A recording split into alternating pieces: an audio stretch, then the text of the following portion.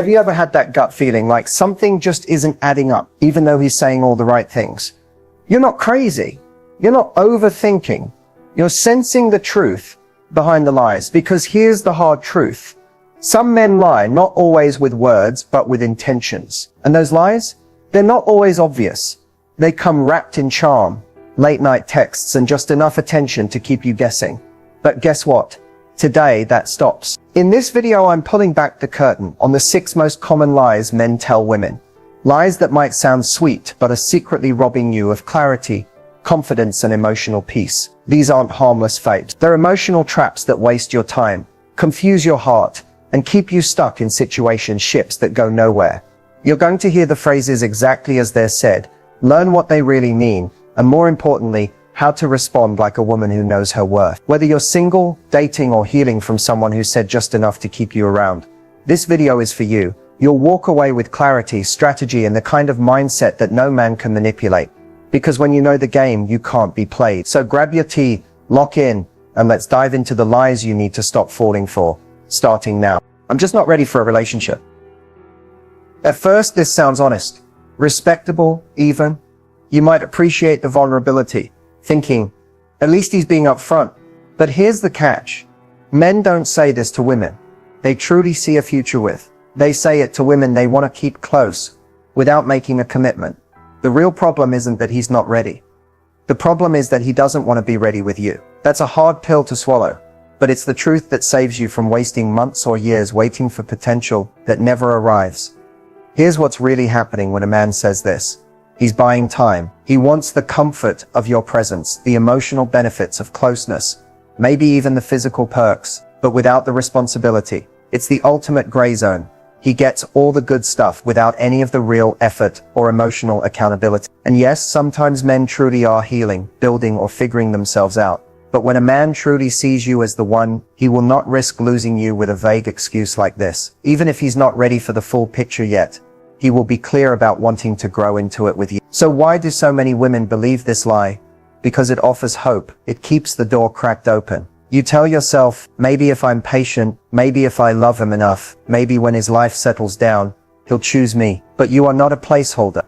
You are not a pit stop while he decides if commitment is convenient. Men know this line buys sympathy. They know it delays the conversation. It puts the pressure back on you, not to ask for more, not to demand clarity, not to push forward. It subtly says, I want you around, but I don't want to be accountable for how I treat you. That's not love. That's control dressed up as honesty. And the worst part, the longer you stay, the more attached you become. You'll start shrinking your needs, avoiding the talk, and convincing yourself that your patience is a virtue, when really it's fear. Fear of losing him, fear of starting over, fear of being alone. But what's more dangerous, being alone for a little while, or building a fantasy around someone who's already told you he can't give you what you want. A man who is unsure about you is already giving you a clear answer. Instead of trying to prove you're worth the relationship, flip the script. Ask yourself, why am I offering loyalty to someone who already told me he won't match it? You don't need to chase potential. You need clarity, effort, and emotional availability. Now, not someday. So the next time you hear I'm just not ready, believe, then walk away, not because you're giving up, but because you're making space for the man who's already ready for you. You're the only one I'm talking to sounds comforting, right? It's the kind of statement that quiets your suspicions, makes you feel secure, and convinces you that what you're building is exclusive, even if it hasn't been officially labeled yet. But here's the reality. If he has to say it before showing it, chances are it's not the truth. This is one of the most casually used lies in modern dating, especially in the era of swipe culture and talking stages that drag on forever. A man knows exactly what this sentence does. It lowers your guard. It makes you feel special. It suggests he's putting everyone else aside just to focus on you. But often it's a verbal shortcut to intimacy, not a reflection of real commitment. Here's the uncomfortable truth.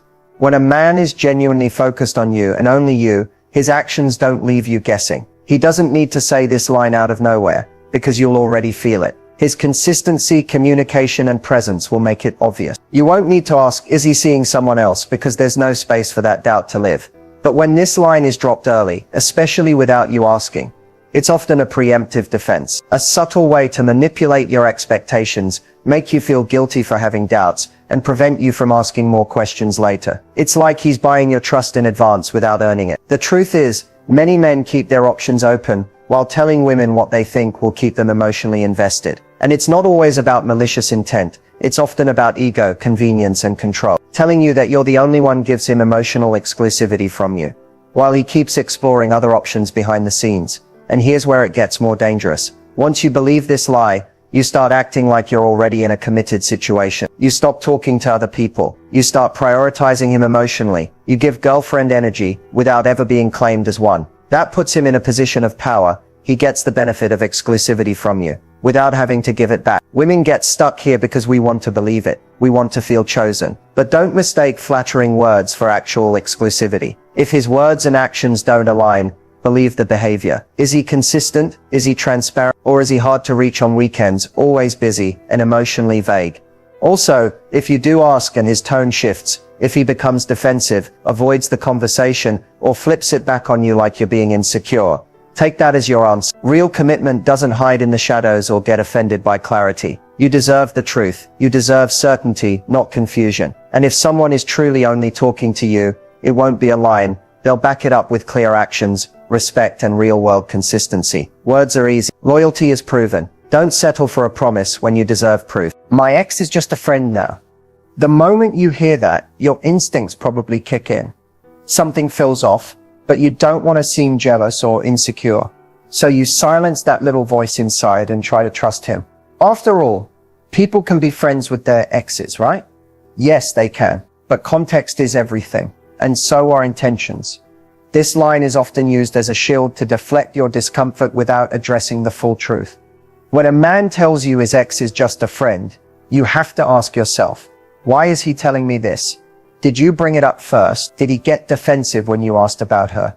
Does he downplay the past but still keep her in his present? Here's where this lie becomes dangerous. It's not always about what's happening on the surface. It's about what's still emotionally unresolved underneath. A so-called friendship with an ex might still carry old attachments, unfinished feelings, or even the possibility of rekindling things if you and him hit a rough patch. The truth is, most people don't stay close friends with their exes unless they're still emotionally entangled in some way. That doesn't mean they're hooking up, but emotional availability is still compromised. And if he's turning to her for support, connection, or validation while building something new with you, that's emotional cheating, even if it's dressed up as friendship. And here's the other piece. If there's nothing to hide, there's nothing to be vague about. If he's dodgy when you ask questions, or if he minimizes your feelings by saying things like, "You're overthinking it," that's not reassurance, it's deflection. A man who respects you will acknowledge your concerns and protect the relationship, not the past. A truly healed man doesn't need to keep his ex in his inner circle. Respect, sure.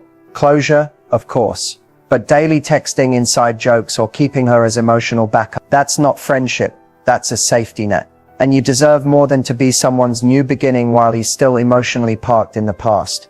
Many women ignore this red flag because they don't want to come off as controlling. But setting boundaries isn't controlling, it's health. If a man still has his ex hovering in the background, the real question is there even room for you? Emotionally, mentally, or even energetically?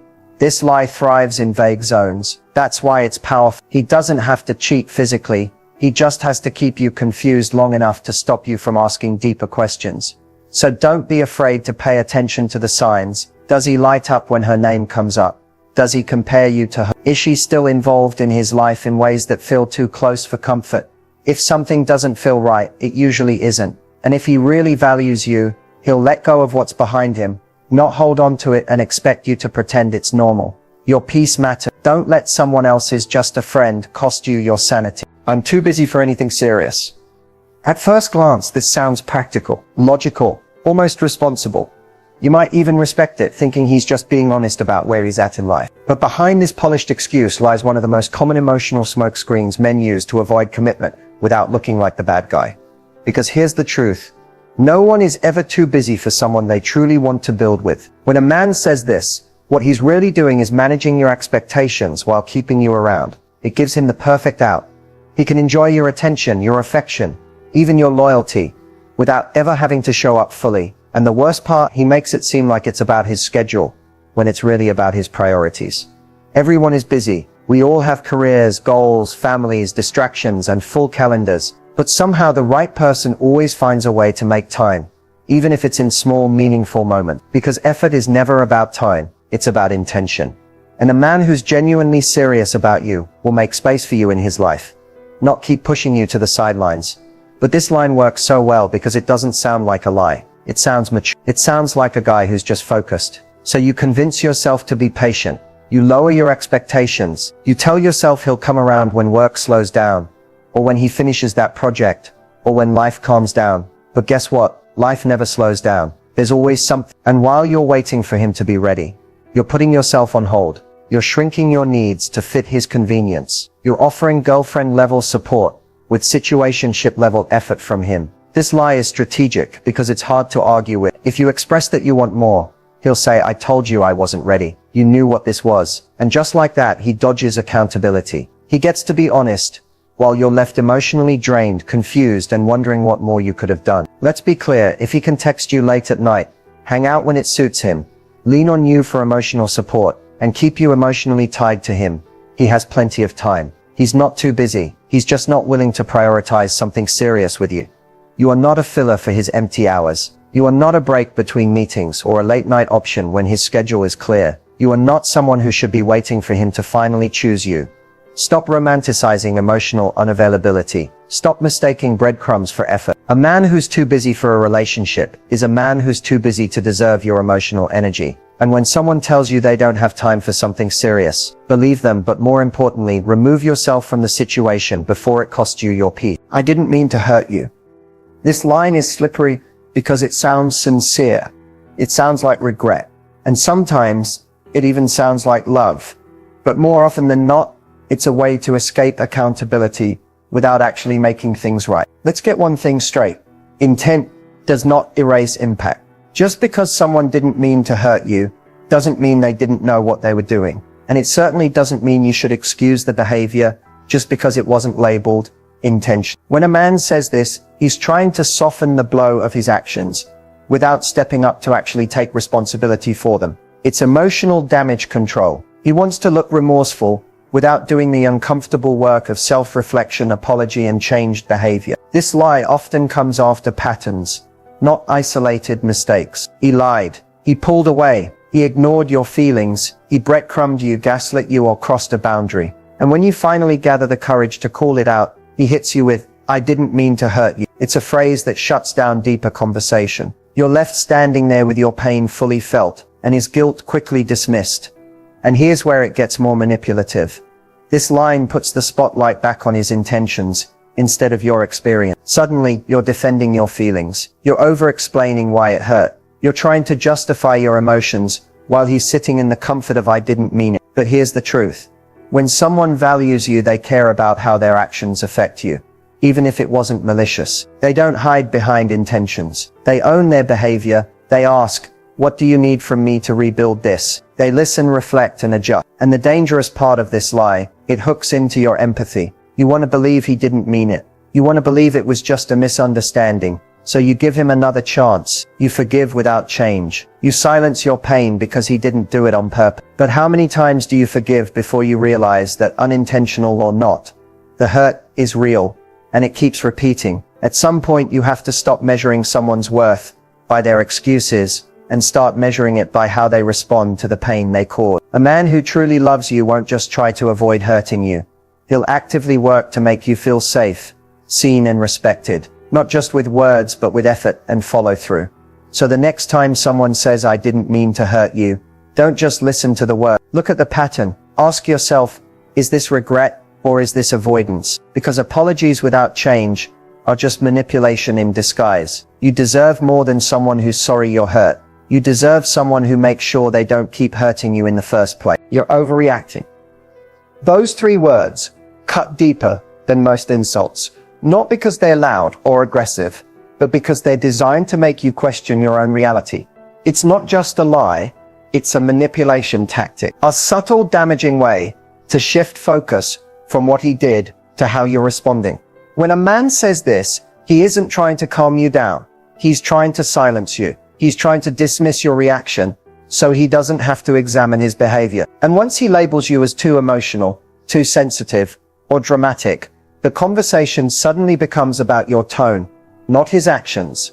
Let that sink in. Your valid feelings get recast as irrational behavior, and he gets to walk away untouched. This lie is particularly dangerous because it doesn't look like an outright betrayal. It's not cheating. It's not lying, at least not in the traditional sense. It's emotional gaslighting, dressed as concern, and over time, hearing this enough can break you down. You start asking yourself, am I being too much? Did I make this a bigger deal than it really is? But no, your emotions are signals, not weaknesses. You feel upset because something crossed a line, because something didn't sit right, because your boundaries were ignored, your voice was shut down, or your intuition was screaming, but he didn't want to hear it. Your overreacting is not just a lie. It's a way to avoid accountability. It puts all the pressure on you to chill out, calm down, or be the bigger person, while he conveniently avoids any responsibility for what triggered you in the first place. And here's the twist. The more you start internalizing this lie, the less you trust yourself. You begin second-guessing every reaction. You start shrinking. You stop bringing things up because you don't want to be that girl, the one who always makes it a problem, the one who's never satisfied. But here's the truth no one tells you. Men who genuinely care about you will never use your emotions against you. They will listen. They will lean in. They will ask questions instead of deflecting blame. Even if they don't fully understand why you're upset, they will respect that you are. A man who keeps calling you crazy or overly emotional every time he crosses a boundary is not a partner. He's a red flag wrapped in smooth language. So the next time someone tells you you're overreacting, ask yourself, is this an overreaction, or is it the only way I can get him to see that something isn't okay? You deserve to feel safe expressing how you feel. You deserve to be heard without being labeled, and you deserve a relationship where communication leads to connection, not control. Trust your feelings, trust your voice, and don't let anyone convince you that your reaction to being mistreated is the real problem. By the time you've heard lie after lie, some subtle, some obvious, it's easy to feel confused, exhausted, and even a little ashamed for falling for them. But here's the truth. It's not your fault. These lies are designed to be convincing. They're designed to tap into your hope, your empathy, your desire to see the best in someone. And that's not weakness. That's heart. But to protect that heart, you need to learn how to spot the patterns before they become pain. The key isn't just listening to what he says, it's watching what he does. Words are easy, they're cheap, but behavior never lies. If his actions are inconsistent, if he keeps shifting blame, dodging accountability, or making you feel like your feelings are the problem, you're not being too much. You're being emotionally manipulated.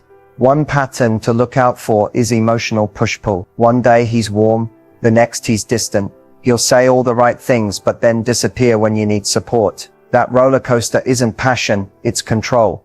He's keeping you unsure, which makes you easier to manage.